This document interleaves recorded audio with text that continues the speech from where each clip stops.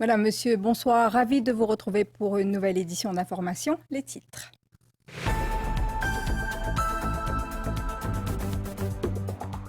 Maurice progresse de 5 places dans l'indice mondial de la paix, classé à la 23e place sur 163 pays. Maurice devance les États-Unis et la France. À la fête des 100 ans d'Alicia DS, 168e centenaire de la République, le Premier ministre salue les sacrifices consentis par nos aînés qui ont contribué au développement du pays. En conférence de presse ce samedi, le MSM appelle à la vigilance et au discernement dans les commentaires par rapport au combat des autorités contre le trafic de drogue. Également abordé la stratégie du gouvernement pour la transition énergétique. Le ministre Léjongard décrit les arguments de l'opposition. Nous revenons également sur cette triste saisie à l'aéroport. Une centaine d'oiseaux, le passager et un complice local arrêtés et traduits en cours. Les Nations Unies mettent fin à la présence des casques bleus au Mali. 12 000 hommes doivent quitter le pays d'ici décembre 2023. Et puis, pas plus gros qu'un grain de sable, un sac à main de luxe a été vendu aux enchères pour plus de 2,8 millions de roupies.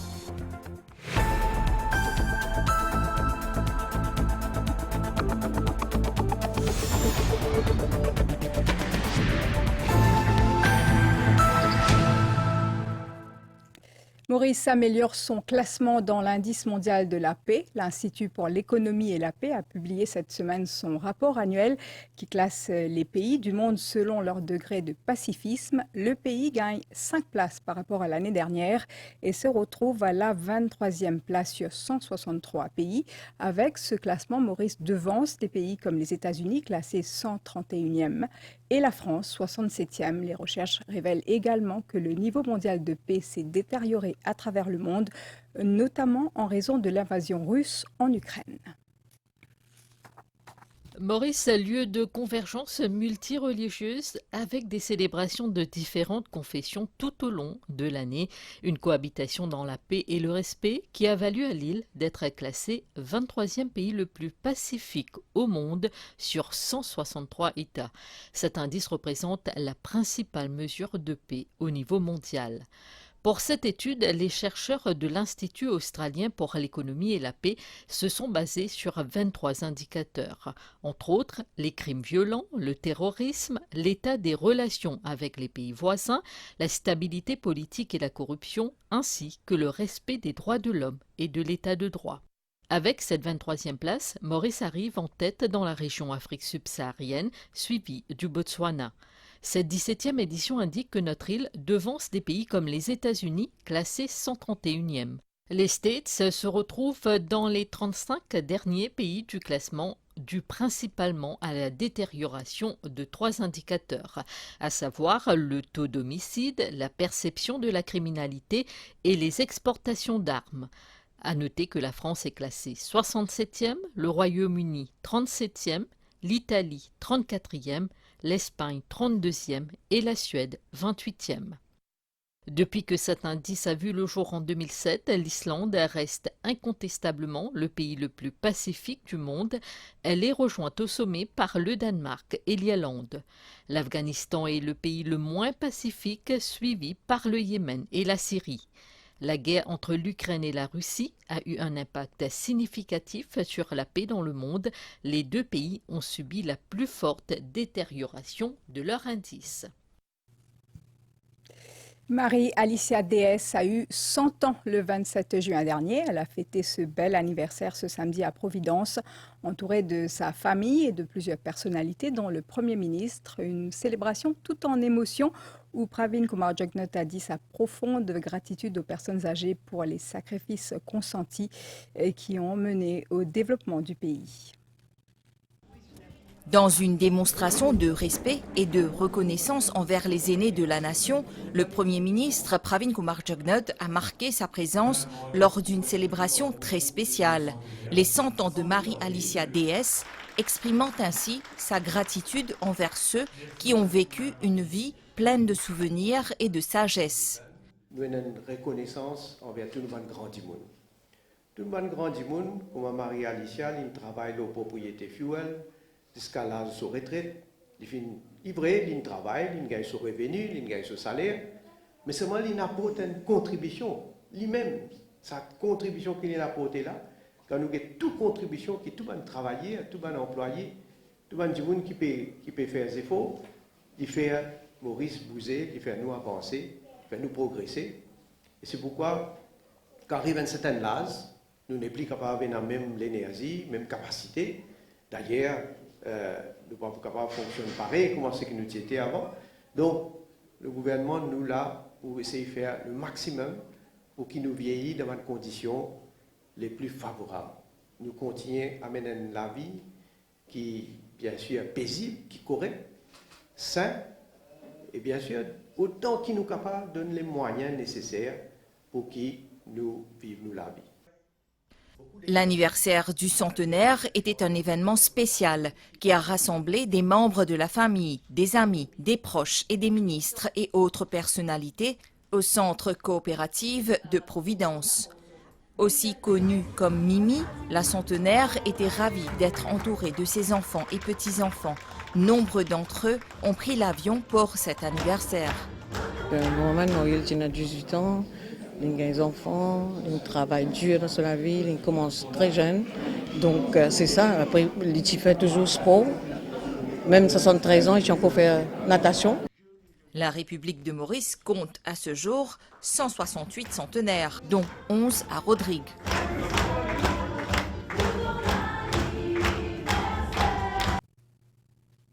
Avinash Tilak appelle au discernement et à la vigilance dans tout commentaire général, mais particulièrement concernant le combat des autorités contre la drogue, de manière à ne pas décourager la police dans son engagement. C'était ce samedi lors de la conférence de presse du MSM. Également présents, Joe Lejongar et Kavid Douleb qui ont dénoncé les critiques de l'opposition et ils ont évoqué la fragilité des rapports entre les différents leaders qui n'ont, selon eux, aucun projet de société. La performance exceptionnelle de nos athlètes aux Jeux Olympiques spéciaux à Berlin reflète un message fort, selon le député Kavid Douleb, à savoir que rien n'est impossible devant un mental d'acier. La jeunesse, il estime, a besoin d'encadrement positif. Malheureusement, l'opposition semble, selon lui, vouloir le contraire.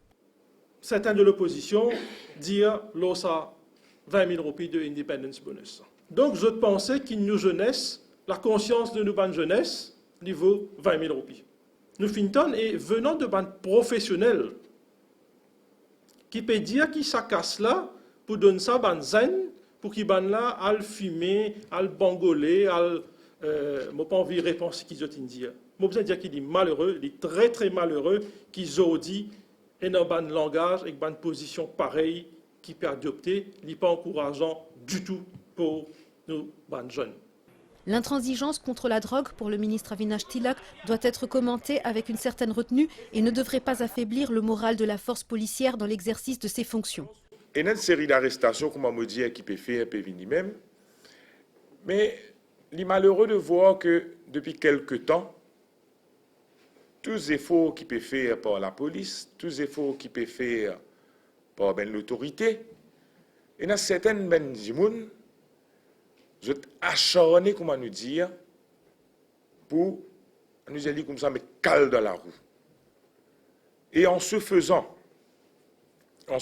non seulement, je peux donner un support direct ou indirect à ceux qui sont engagés dans ce trafic-là, mais également un affaire qui est beaucoup plus sérieux, qui nous remarqué là, il y a quelques jours, quelques semaines de cela, des actions peut amener un découragement dans la force policière. Au sujet des constantes critiques de l'opposition, le ministre Lejonga devait souligner des rapports de force plutôt compliqués pour souder une alliance de l'opposition, travailliste MMM-PMSD. Là, je trouve certaines la presse faire une émission pour faire un constat, soi-disant, que l'alliance-là est arrivée, qui fait les bloquer, qui fait les papiers massés, mais qui nous pas connaît qui fait les bloquer, qui fait les papiers massés, parce que chacun peut la guerre sa position dans cette alliance-là. C'est ça le problème. Ce n'est pas l'intérêt de la population qui primait dans cette alliance qu'ils ont faire là. C'est autres l'intérêt qui primait en premier. Vous réalisez depuis qu'ils ont discuté ça l'alliance-là, je ne dis que je peux venir avec un projet de société, j'ai envie de revoir le système, on trouve un mot dans ce projet de société-là, jusqu'à aujourd'hui. Je ne réussis à trouver un prétexte pour couvrir cette bonne rencontre quand je peux bien discuter à plusieurs fois l'alliance avec la lettre qu'ils ont soumise à la commission électorale. Jusqu'à aujourd'hui, c'est encore pas étudier cette lettre-là. Non, il ne faudrait pas prendre la population pour des imbéciles. Lors de la conférence de presse, le ministre de l'Énergie a dénoncé ceux qui critiquent la stratégie du gouvernement en matière de transition énergétique. Il parle des projets de ceux qui sont aujourd'hui dans l'opposition comme des projets non aboutis sans suivi politique. Les nombreux engagements pour démocratiser l'énergie verte et l'intégrer dans les foyers de toutes les couches sociales, ainsi que les secteurs économiques les plus variés, ont été énumérés par le ministre Joe Lejonga. Il souligne cependant la critique facile de l'opposition, surtout dans l'hémicycle, aux commandes de projets qui n'ont pas abouti entre 2005 et 2014. Le projet City Power, une centrale à charbon qui à l'époque est approuvée par l'honorable Patrick Assia-Vaden en tant que chairman du CEB. Où réalisons 150 mégawatts d'électricité à partir du charbon qui ça pour été aujourd'hui. Et ce projet-là, tu fais sans appel d'offres, ça. Hein? Et dans ce même projet-là, un projet à base de charbon, c'est une commit, c'est-à-dire tu prends l'engagement pour investir 18 millions de dollars, à peu près 1,3 milliard de roupies. 700 millions pour NJT et 600 millions pour les infrastructures qui sont besoin, ça veut dire câbles et autres. Sous le règne du Parti travailliste. Je vous rappelle le projet Saraco qui concerne à l'époque l'ancien ministre Sitaram. Jusqu'à aujourd'hui, de par ce contrat-là, CIB paye 8 roupies 18 sous le kilowattheure pour sa centrale solaire. Ça veut dire qu'il fait plus que le double de ce que CIB payait aujourd'hui pour 1 kilowattheure qui produit par l'énergie solaire. Et ça, il est sorti d'un poste consommateur. Ça. Le ministre Lejonga a confirmé sa confiance quant aux objectifs de transition de production électrique propre réussis, notamment arrêt de Bril-Sorbon d'ici 2030. La stratégie est solide, dit-il. Les leçons de l'opposition ne sont pas requises, ajoute-t-il. On en vient à cette situation plutôt inédite dans la soute à bagages de l'aéroport cette semaine. Une valise a été interceptée contenant une centaine d'oiseaux destinés à un commerce illégal dans la région. Le passager se rendait à l'île de la Réunion sans permis pour le transport des oiseaux. Il a été arrêté, de même qu'un complice mauricien. Les serins ont été remis aux autorités sanitaires. Une découverte aussi surprenante que désolante. Ces oiseaux juvéniles enfermés dans une valise s'apprêtaient à quitter clandestinement Maurice mercredi soir. Le contenu du bagage suspect a été détecté au scanner et les services de sécurité à l'aéroport ont été alertés par les gazouillements des serins. Fin trouve que ce bagage paraît suspect. Et quand fin fouille ce bagage, fin trouve une volière, une cage, contient des oiseaux, des serins, 105 serins qui peuvent être exportés illégalement.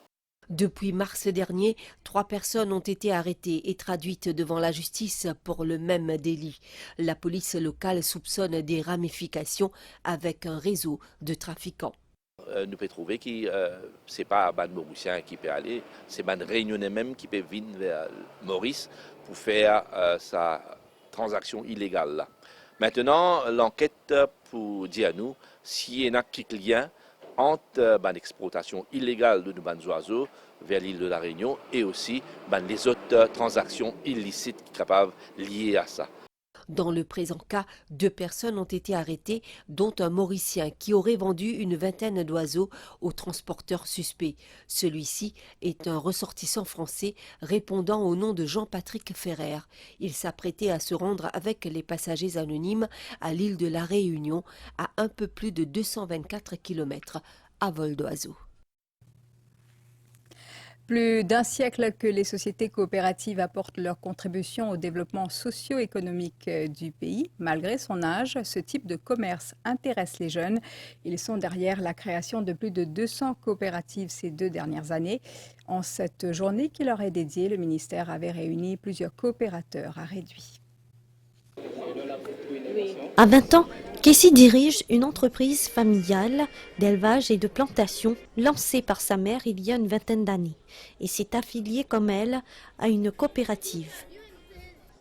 Nous avons une coopérative pour nous gagner bénéficier et avec nous côté nous business aussi. Et nous avons aussi gagné un scheme qui nous, grâce à la coopérative, nous avons gagné pour le monde du business un peu. Il faut au moins 5 membres pour former une coopérative. Ils se soutiennent mutuellement pour leur bien-être économique et social. Dans certains cas, ils arrivent même à créer une entreprise, tout comme cette société engagée dans la fabrication de produits à base de macadamia. Macadamia, c'est un nut qui normalement nous importé de Kenya, Zimbabwe, Tanzanie, Nouvelle-Zélande. Actuellement, nous avons une qualité qui produit le colis. Et c'est ça qui nous amène nous à l'idée de produire macadamia locally pour nous faire service dans le local market. Nous avons une personne du ministère coopératif qui nous dit qui est une des autres personnes dans Maurice qui dans production macadamia, mais à différents stages of growth. Nous avons l'idée de collaborer pour faire une coopérative. À Maurice, il existe environ 1200 sociétés coopératives, dont 200 gérées par des jeunes. Entre 2020 et 2022, nous avons gagné 200 sociétés coopératives qui sont formées. Nous avons 1000. Et dans ces 1000 là, la plupart c'est des jeunes, mais aussi des madame, qui après qu'ils ont fait suivre un cours, ils peuvent monter un petit business. Mais ça les encourage. La famille coopérative est toujours engagée. Ils ont énorme sa confiance là aujourd'hui, et aussi qui avec des mesures qui nous peut donner, des facilités qui nous peut donner, nous pour aller de l'avant. Et ils pour un des bons partenaires, lesquels le gouvernement est capable de compter. Le secteur des coopératives existe depuis 110 ans à Maurice et depuis, il n'a cessé d'évoluer. Aujourd'hui, les coopératives sont des partenaires au développement durable. Et à Rodrigue, les sociétés coopératives présentent un chiffre d'affaires annuel de 196 millions de roupies. Réunis à Malabar pour une séance de travail, le rôle des coopératives dans le développement de l'économie circulaire a été relevé.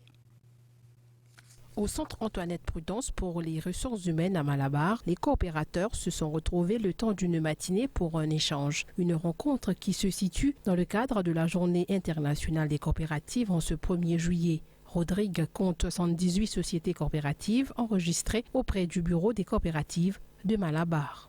À cela, ces 10 dernières années, nous sommes sortis à environ 1000 membres actifs, qui nous arrivent à peu près 2800 membres actifs actuellement.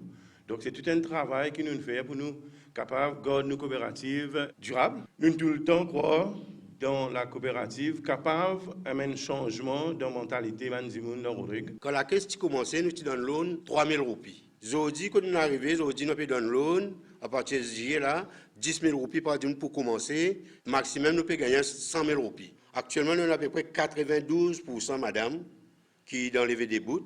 Le chef commissaire a pour cette occasion salué la contribution des coopératives dans le développement économique du deal. Johnson Rousty invite les coopératives à prendre avantage de la Rodrigues Venture Capital and Leasing Fund. Unité bureau coopérative qui est là pour encadrer, aider et promouvoir bonne gestion des banques coopératives, de développement et aussi création de nouveaux coopératives. Coopératives qui ont fait beaucoup d'affaires dans le développement durable, mais aussi dans l'économie circulaire. On invite les coopératives qui ont dans une garantie, dans un projet, un équipement pour acheter, foncer, présence de dossier. Avec l'objectif de consolider les sociétés coopératives à Rodrigue, le bureau des coopératives prévoit une série de formations en ligne. Les cours seront dispensés par le National Cooperative College en ce mois de juillet. C'est un pas de plus vers une production agricole plus durable. Une unité aquaponique a été installée à la station de culture à Réduit. Elle fait suite à une formation technique dispensée par un organisme sud-africain à plusieurs entités locales. Cette unité va maintenant servir au niveau national. Le ministère des Finances et l'Union européenne ont soutenu financièrement cette initiative du ministère de l'Agro-Industrie. L'aquaponie est la culture de légumes et de fruits en symbiose avec des poissons. Il s'agit d'un système de production hautement durable pour produire des aliments frais et nutritifs en utilisant les déchets produits par les poissons comme engrais naturels pour les plantes. À une époque où nous sommes confrontés à des défis tels que la sécurité alimentaire et le changement climatique, l'aquaponie promet d'être une des solutions menant à un système de production agricole plus durable. D'où le projet de Faray de mettre en place une unité aquaponique commerciale à la Crop Research Station à Réduit. Nous avons une formation avec un consultant sud-africain, l'aquaponie. Une fois que nous avons cette formation-là, nous but c'est partager ça avec les plantiers et aussi les entrepreneurs qui ont envie de lancer dans la production en aquaponie. Ça permet de produire des légumes d'une façon soutenable, d'une façon saine. Nous pas servi aucun pesticide chimique dans le système. C'est un système qui est très propre. Nous ne consommons pas beaucoup de l'eau. Nous sommes capables de produire des légumes tout le long de l'année. Et ça, là, c'est là pour servir principalement pour recherche, développement et aussi pour donner la formation à nos planteurs. Moi, je suis là en vue de faire une ferme soutenable, donc avec de l'aquaponie et système génératif. Donc l'aquaponie, c'est définitivement l'avenir. Pour surtout les nouveaux agriculteurs, parce que nous changeons nos façons de procéder, donc moins de pesticides, moins de fertilisants. L'occasion pour le ministre de l'Agro-Industrie Manish Gobin de faire un constat de visu du système mis en place. Ce projet, dira-t-il, est conforme à la politique du gouvernement visant à promouvoir des pratiques agricoles durables et résilientes au changement climatique. Et ça, un empowerment programme, ça nous peut finir trouver dans le futur comment un entrepreneur, une coopérative pour engager là-dedans. Et pour un entrepreneur qui peut poser la question, comment vous êtes capable de mettre en place un système pareil, mais dans nos sheltered farming scheme qui nous est là, que le gouvernement peut donner sa grante là, mais ça va nous poser là, il rentre dans sa scheme là même ça, dans sheltered farming là. Et là, ça l'argent, sa grande qui le gouvernement peut donner, là, capable de servir pour mettre un système en place comme ça. Le projet a été officiellement lancé par le ministre de l'Agro-Industrie au siège de Faray à Réduit. Une brochure sur l'aquaponie a aussi été présentée. Les membres de Résistance et qu'Alternative étaient face à la presse à Moka ce samedi. Ils demandent entre autres au gouvernement de présenter au plus vite au Parlement le Whistleblowing Bill. La réforme constitutionnelle a aussi été abordée. Les écrits et les enseignements du Ramayana ont été mis en avant ce samedi au Ramayana Center. L'association y a organisé un séminaire sous le thème Ramayana Eternal Unifying Force pour marquer son 6e anniversaire. Ramayana, The Eternal Unifying Force, c'est autour de ce thème que le Ramayana Center a organisé un séminaire. Des chercheurs ont partagé leur point de vue sur les enseignements de ces écrits. Les intervenants ont présenté leurs travaux de recherche dans plusieurs langues, hindi, tamoul, telugu et marathi. Ils ont souligné l'utilité des enseignements à la fois religieux et philosophiques du Ramayana dans la vie de tous les jours. Également présent à ce séminaire, le Second Secretary du Haut Commissariat de l'Inde, Sunita Pahuja, l'ex-président de la République, Barlen Mayapuri, les représentants des Tamil, Telugu et Marathi Cultural Center Trust, ainsi que les enseignants et directeurs de la School of Indian Studies de l'Institut Mahatma Gandhi. Ils ont tous mis l'accent sur l'importance de préserver le Ramayana et le riche patrimoine culturel qui s'est transmis de génération en génération. La page internationale, c'est après la pause.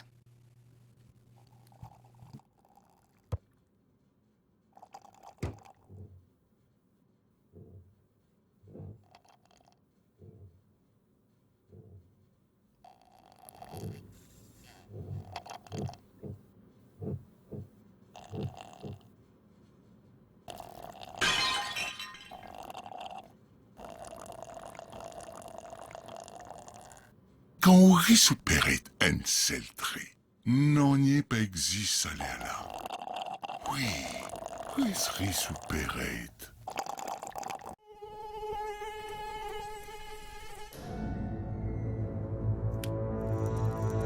Un piquet à moustique bien dangereux.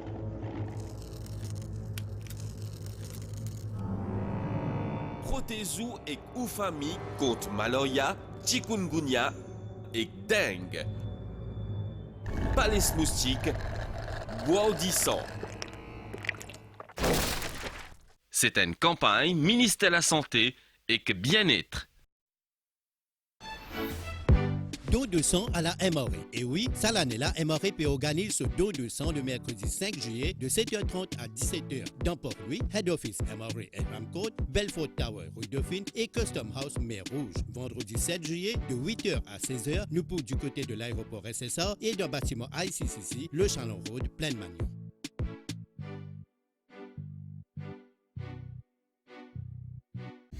C'est le moment de faire fructifier votre argent. Le SBM Term Deposit, c'est un taux d'intérêt variable allant jusqu'à 4,9% et des intérêts payables tous les mois aux senior citizens ou chaque trimestre pour les moins de 60 ans. SBM Term Deposit, le plan qui travaille dans votre intérêt.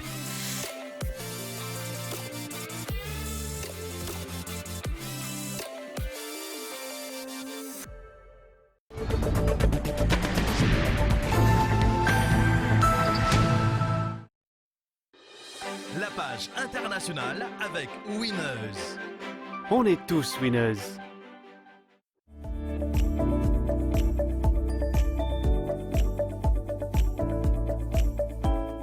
Does your Zinger have to be like this? No! So break the rules! Pimp your KFC and add your touch with our add-ons. Pine, cheese, hash browns, tomato. Zinger licking good, KFC. Côte Winners, nous toujours restons à l'écoute nous ban clients. Nous valorisons notre préférence et toujours nous proposons ban produits de grande marque qui garantissent la qualité qui vous méritez. Du 26 juin au 6 juillet, ces grandes marques qui ont marqué nos familles, nous vous les proposons à petit prix. La lessive Liquid Machine Homo Deep Clean de 2,9 litres à 219,95 roupies. La brique d'1 litre de jus de fruits Kin à 59,95 roupies. Et à l'achat de 500 grammes de Dodo Fish Cheese Tofu au prix promo de 174,95 roupies, remportez 10 points de bonus sur votre compte Wiv. On est tous winners.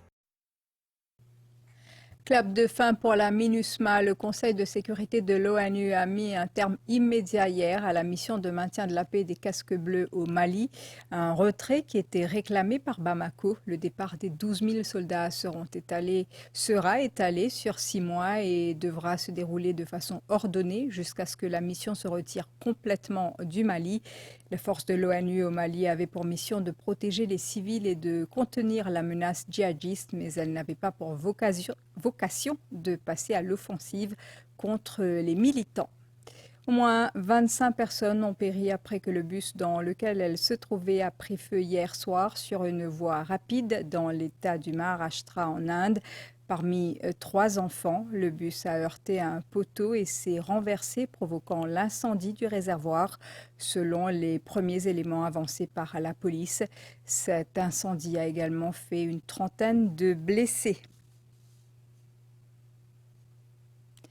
Le Mexique touché par une vague de chaleur intense et meurtrière. Cet épisode particulièrement marqué dans le nord du pays a provoqué la mort d'au moins 112 personnes. Une température record de 49 degrés a été enregistrée.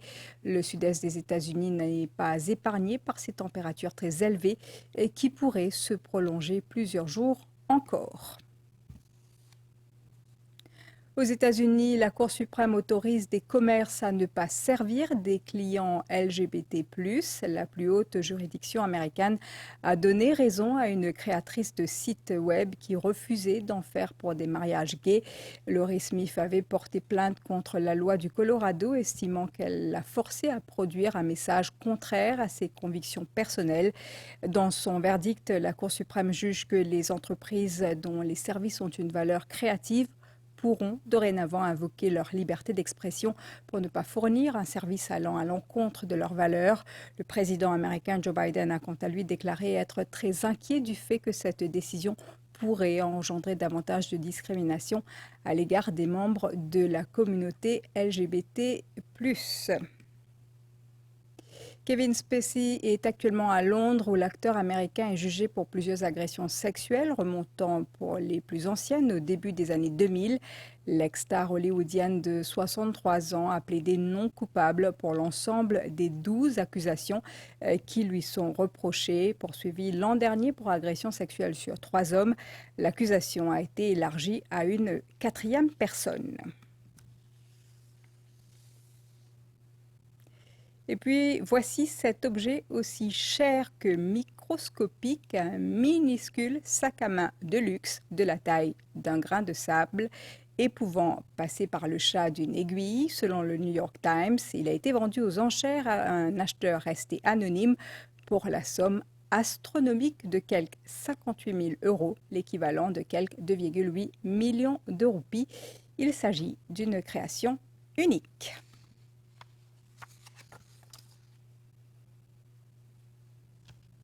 C'était la page internationale avec Winners. On est tous winners.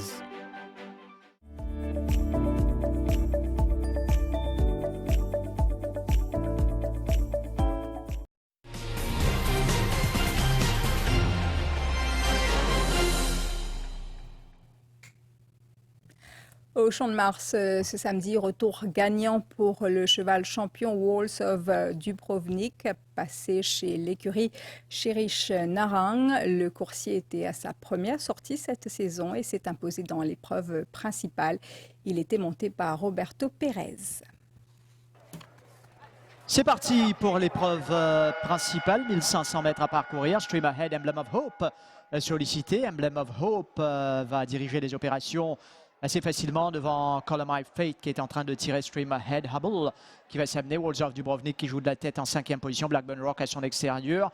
Ensuite Al-Shiba, Special Blend, Royal Wolf ferme le cortège. Donc Emblem of Hope, bientôt Automobile Arctic qui a l'avantage sur la bande de Raidurawan.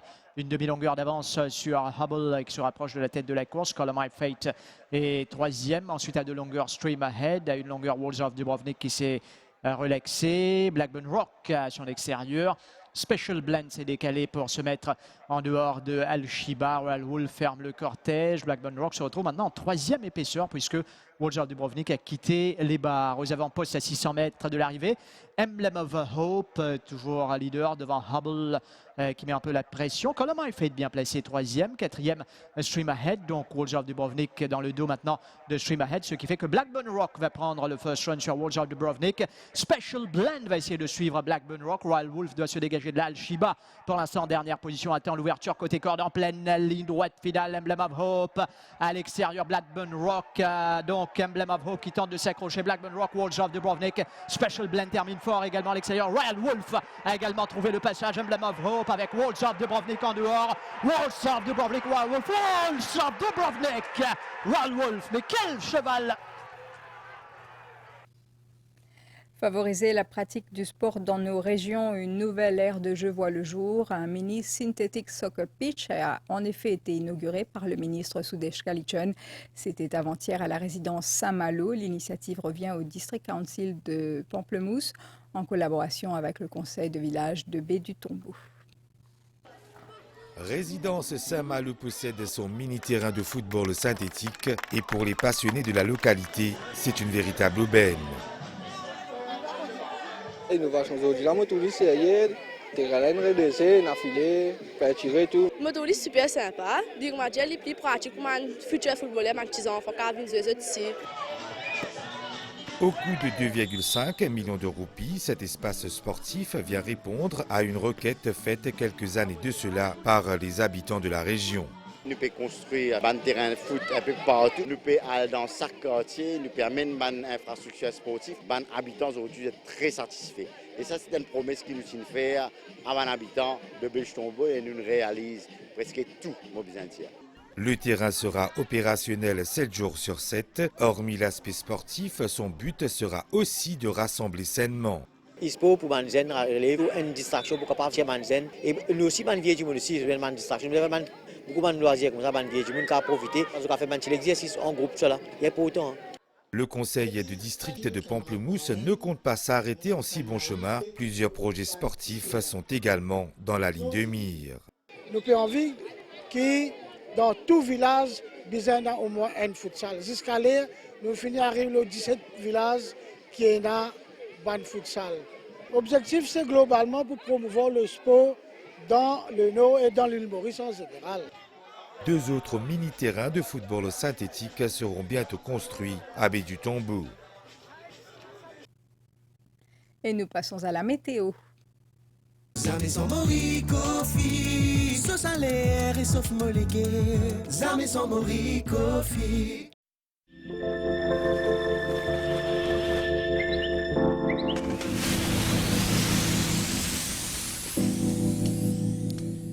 Les prévisions pour Maurice, temps mi-couvert en général cette nuit et demain matin avec quelques averses principalement sur les hauteurs. La température minimale sera inférieure à la moyenne par environ 2 degrés et variera entre 13 et 15 degrés sur le plateau central et entre 17 et 19 degrés dans les régions côtières. Il fera essentiellement beau dans l'après-midi. La température maximale variera entre 20 et 22 degrés sur le plateau central et entre 24 et 27 degrés sur le littoral. Le vent sera léger variable cette nuit, soufflant du sud-est à environ 20 km/h demain. La mer sera forte au-delà des récifs avec des houles du sud-ouest de 2,50 m, s'améliorant graduellement demain matin. Il est déconseillé de faire des sorties en haute mer. Temps mi-couvert en général à Rodrigue, devenant nuageux par moments avec des averses. La température minimale variera entre 17 et 19 degrés et la maximale entre 23 et 26 degrés demain. Le vent soufflera de l'est-sud-est de 15 à 25 km/h avec des rafales de 50 km/h. La mer sera forte au-delà des récifs. Il est déconseillé de faire des sorties en haute mer. Du beau temps est prévu pour Agalega. La température minimale sera d'environ 24 degrés et la maximale d'environ 30 degrés demain. Le vent soufflera du sud-est à environ 25 km/h et la mer sera forte avec des houles du secteur sud de 2,50 m. Il est déconseillé de faire des sorties en mer.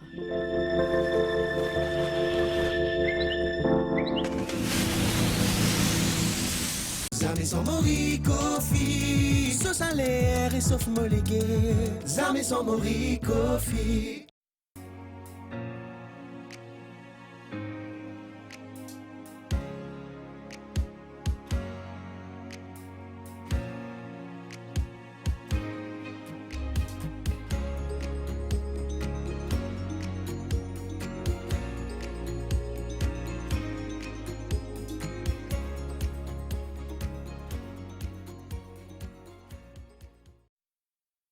Ce qui nous amène à la fin de ce journal. Merci de l'avoir suivi. Bon samedi soir à vous. À bientôt.